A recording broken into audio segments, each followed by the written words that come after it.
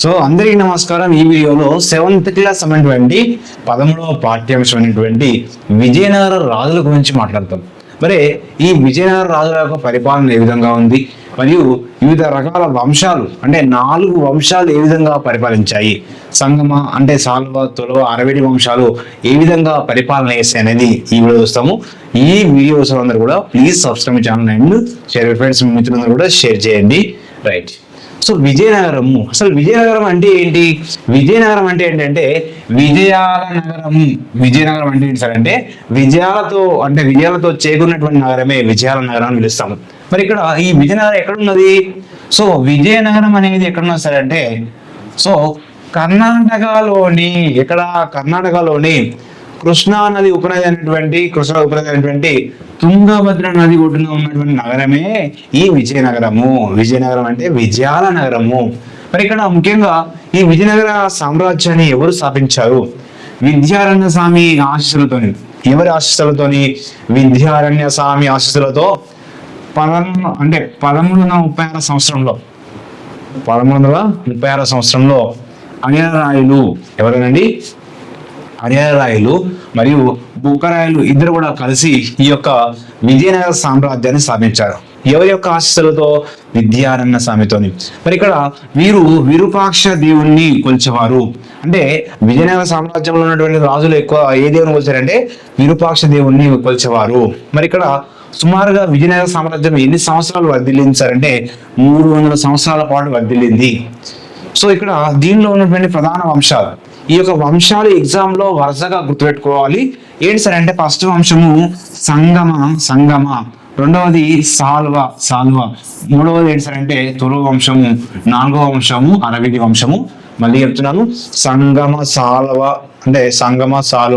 తులవ, అరవిడి అనేటువంటి వంశాలు, మొత్తం 4 వంశాలని వరుసగా గుర్తుపెట్టుకోవాలి. నెక్స్ట్ వచ్చేసి కొందరు కన్నడ భాష మాట్లాడతారు. అంటే విజయనగర సామ్రాజ్యం అనేది ఎక్కువ కర్ణాటక కొంత ఉంది కాబట్టి ఇక్కడ కన్నడ భాష మాట్లాడతారు.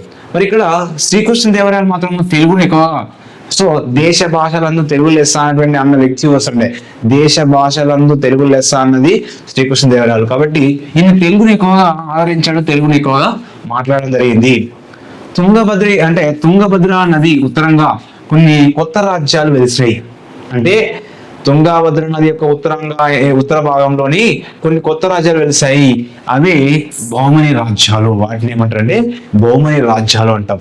మరి ఇక్కడ 1489 నుంచి 1520 కాలంలో మరి 5 చిన్న రాజ్యాలు విడిపోయినాయి. ఎన్ని రాజ్యాలు విడిపోయినాయి?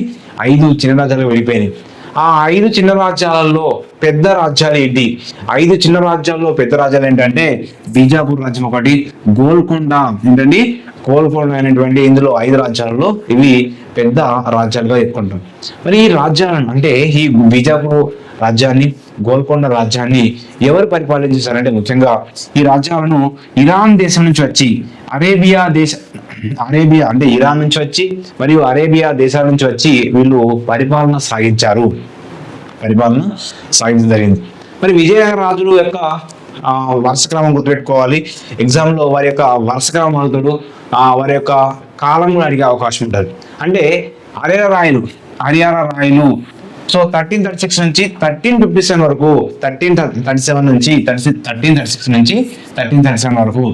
మొదటి బుక్కరాయలు 1357 నుంచి 1377 వరకు. రెండవ ఆర్యరాయలు ఈయన 1377 నుంచి 1404 వరకు అంటే 1404 వరకు. రెండవ దేవరాయల కాలం చూసినట్లయితే 1426 నుంచి 1446 వరకు అంటే 1426 సంవత్సరం నుంచి 1446 సంవత్సరం వరకు. అదే రెండవ ఆర్యరాయలు అయితేనేమో 1477 నుంచి 1404 సంవత్సరం వరకు. మరి ఇక్కడ సాల్వ నరసింహారాయలు చూసినట్లయితే 1486 నుంచి 1491 సంవత్సరం వరకు. శ్రీకృష్ణదేవరాయల కాలం గుర్తుపెట్టుకోవాలి. 1509 సంవత్సరం నుంచి 1509 నుంచి అంటే 1529 వరకు, 1509 నుంచి 1529 వరకు పరిపాలన చేసింది శ్రీకృష్ణదేవరాయలు. నెక్స్ట్ అచ్యుతరాయలు 1529 నుంచి 1542 వరకు 42 వరకు అచ్యుతరాయల పరిపాలన చేయడం జరిగింది. సో అలియా రామరాయలు, సో అలియా రామరాయలు ఎప్పుడు వస్తారంటే 1543 నుంచి 1565 వరకు. అంటే ఈ అలియా రామరాయల కాలంలోనే రాక్షస తంగడి జరుగుతుంది. సో ఎవరి కాలంలో రాక్షస తంగడి జరుగుతుంది? సో అలియా రామరాయల కాలంలో అంటే 1565లో రాక్షస తంగడి జరుగుతుంది. ఆ తర్వాత వెంకటపతి రాయలు ఉంటారు 1585 నుంచి 1614 వరకు, అంటే 1614 వరకు వెంకటపతి రాయలు ఉంటారు. మరి ఇక్కడ ఎగ్జామ్ లో మరొక అంశం, ఇక్కడ ఈ అంశాలు చాలా ఇంపార్టెంట్ కనిపిస్తున్నటువంటి ఈ 4 అంశాలు చాలా ఇంపార్టెంట్. విదేశీ యాత్రికులు ఎక్కువగా సందర్శించారు ఈ యొక్క విజయనగర సామ్రాజ్యాన్ని, విదేశీ యాత్రికులు సందర్శించారు. అందులో నికోలో కొంటి ఏ దేశస్థుడు? ఎగ్జామ్ లో కంపల్సరీగా ఇక్కడ నుంచి 1 మార్క్ అడుగుతాడండి, గ్యారంటీగా 1 మార్క్ అడుగుతాడు, గుర్తుపెట్టుకోవాలి. సో నికోలో కొంటి ఏ దేశస్థుడు? ఇటలీ దేశస్థుడు. ఈయన ఏ సంవత్సరంలో వచ్చిండు? 1420లో 1420 సంవత్సరంలో మొదటగా సందర్శించిన వారు ఎవరు సార్ అంటే నికోలో కొంటిగాడు ఫస్ట్ వచ్చిండు. మరి ఎవరి కాలంలో వచ్చేసారంటే మొదటి దేవరాయల కాలంలో వచ్చాడు. నికోలో కంటి ఎవరి కాలంలో వచ్చాడు? మొదటి దేవరాయలు. కాబట్టి వరుసక్రమం అడగచ్చు, జతపరచు అడగచ్చు. నికోలో కొంటి మొదటి దేవరాయలు. ఏ దేశస్థుడు? ఇటలీ దేశస్థుడు, 1420 సంవత్సరంలో. నెక్స్ట్ అబ్దుల్ రజాక్ ఎవరి కాలంలో వచ్చేసారంటే 2వ దేవరాయల కాలంలో. మీకు బుక్ లో కేవలము ఇవి ఇవ్వలేదు, కానీ ఇంటర్మీడియట్ లో ఉంది కాబట్టి కొంచెం అప్డేట్ చెప్తున్నాం. అబ్దుల్ రజాక్ పర్షియన్ దేశస్థుడు. ఏ దేశస్థుడు? పర్షియన్ దేశస్థుడు. 1443 సంవత్సరంలో 1443 సంవత్సరంలో 2వ దేవరాయల కాలంలో వచ్చిన వ్యక్తి వస్తారంటే Abdul Razzaq. Next so Domingo Paes. So వాస్తవానికి డోమింగ్ ఫేజ్, ఇంకోటి బార్బనిసా అంటాము. సో ఇక్కడ లాభాన్ని గుర్తుపెట్టుకోవచ్చు. బార్బనిసా, డోమింగ్ ఫేజ్, బార్బనిసా వీళ్ళు సో శ్రీకృష్ణ కాలంలో వస్తారు.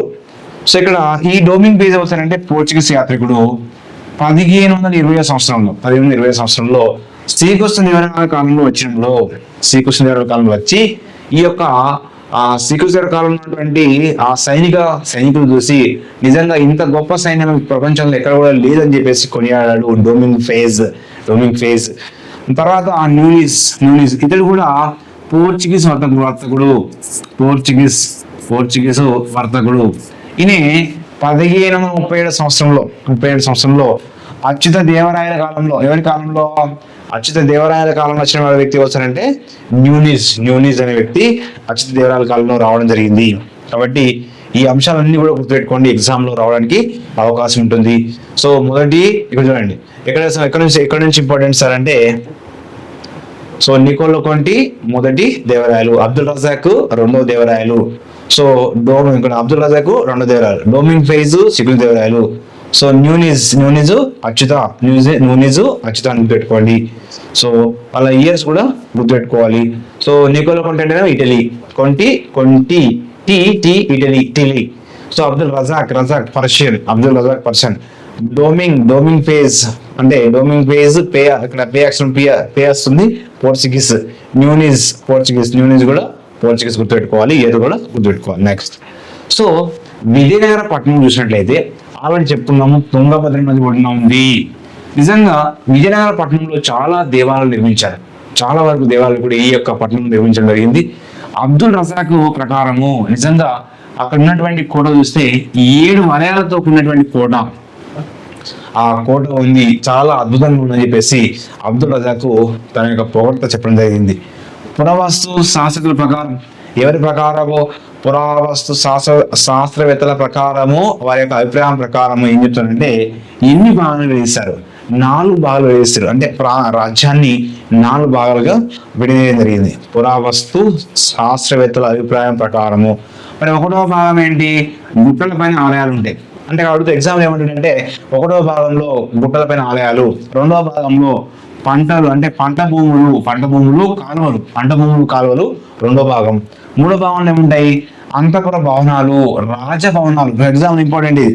సో ఏ భాగంలో అంతఃపుర భవనాలు రాజభవనాలు ఉంటాయంటే మూడో భాగంలో. మరి నాలుగవ భాగంలో ఏముంటాయి సార్ అంటే సామాన్య ప్రజల యొక్క నివాసాలు ఉంటాయి. సామాన్య ప్రజల యొక్క నివాసాలు ఎన్నో భాగం? నాలుగో భాగం. ఒకటో భాగంలో ఏంటి? గుట్టల పైన ఆలయాలు, దేవాలయాలు అనేది ఉంటుంది. ఆ విషయం పెట్టుకోవాలి. నెక్స్ట్ వచ్చేసి విజయనగర రాజులు ముఖ్యంగా ఇతర దేశాలతో వ్యాపారం చేసేవారు.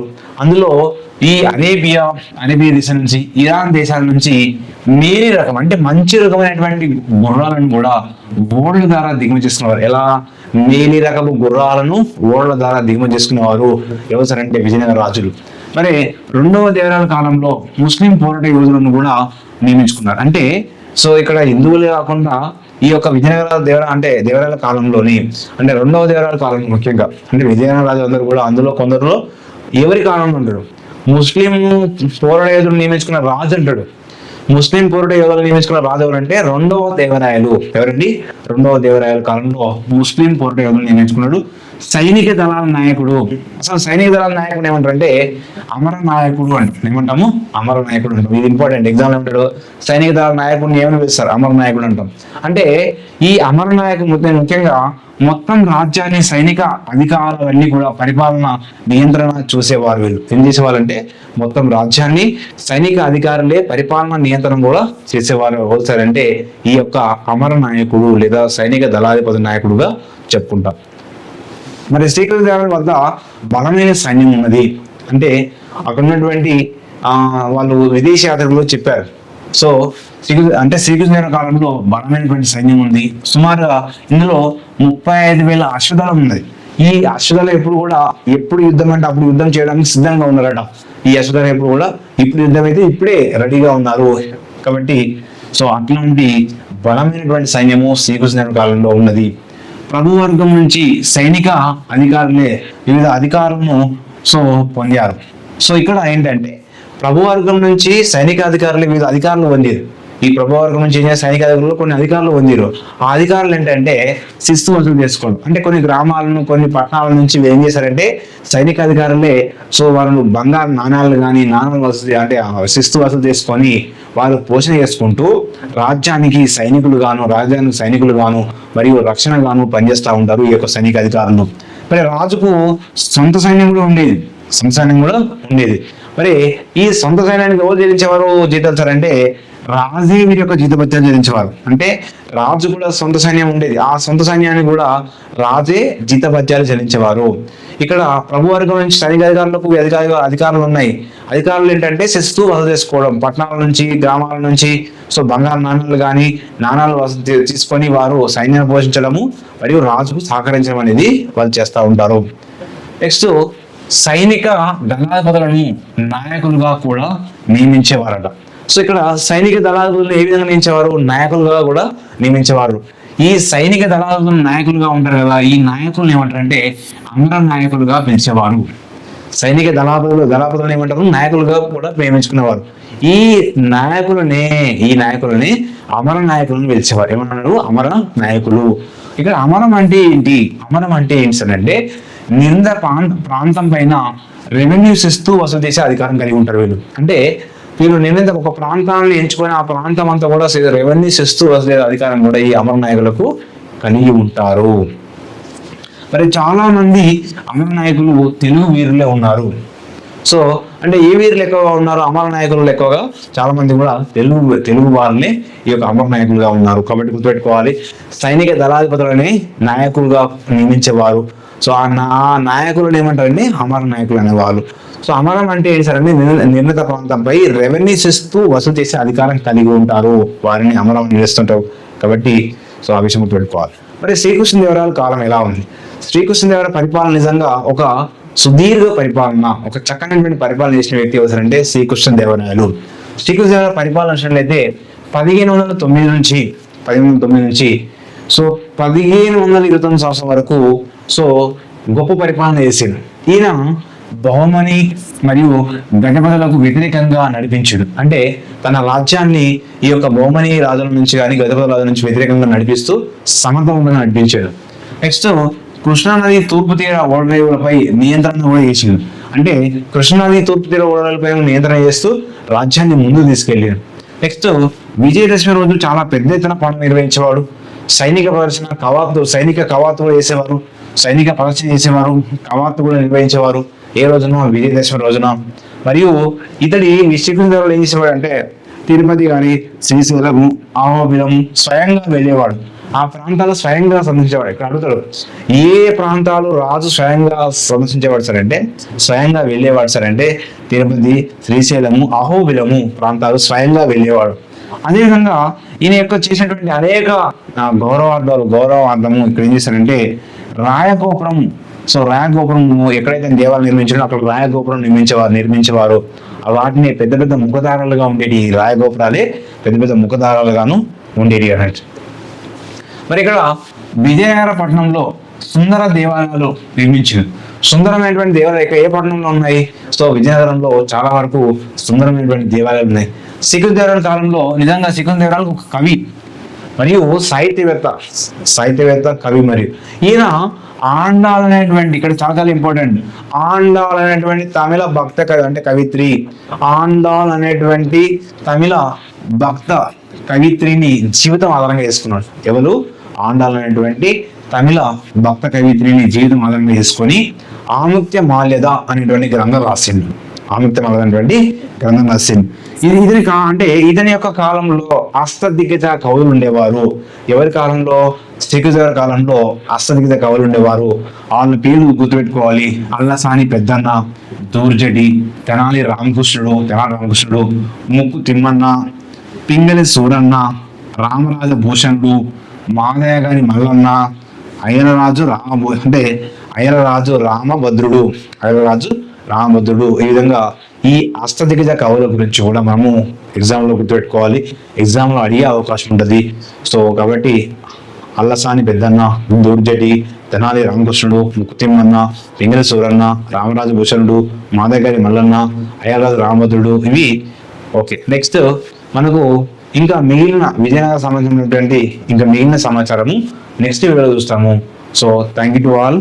Please subscribe channel and share with friends.